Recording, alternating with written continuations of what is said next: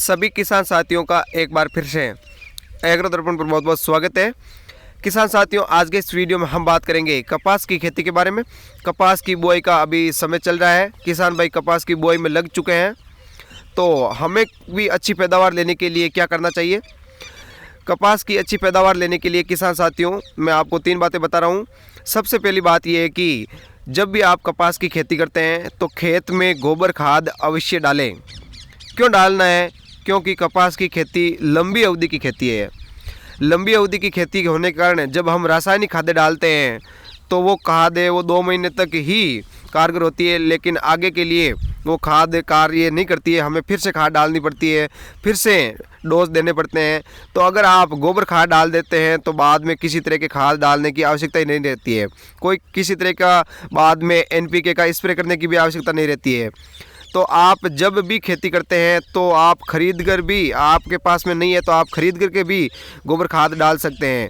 ये कपास की खेती के लिए बहुत ही आवश्यक बात है, तो इस बात पर आपको गौर अवश्य करना है। दूसरी बात है, कपास का बीज आपके क्षेत्र में जो कारगर है, जो बीज आपके क्षेत्र में ज़्यादा उत्पादन दे रहा है, वो बीज आप लीजिए।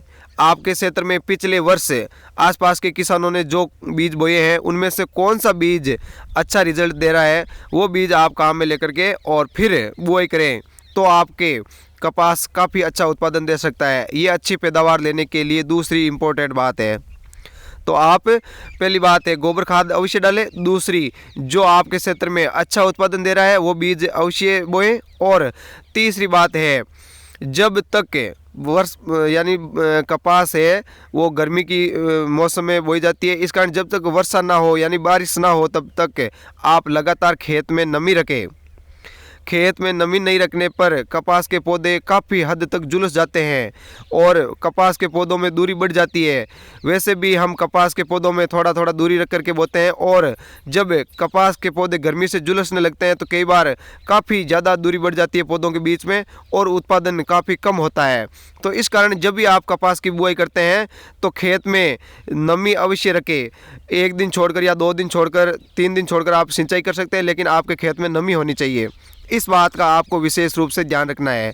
ये 3 बातें थी जो आप कपास की खेती करते हैं तो अच्छी पैदावार के लिए ये तीनों बातें ज़रूरी है, यानी खाद, पानी और बीज। ये 3 बातें आपके खेती के लिए बहुत ही आवश्यक है। तो किसान साथियों, गोबर खाद अवश्य डालें और पानी भी समय पर पिलाएं और अच्छा बीज बोए।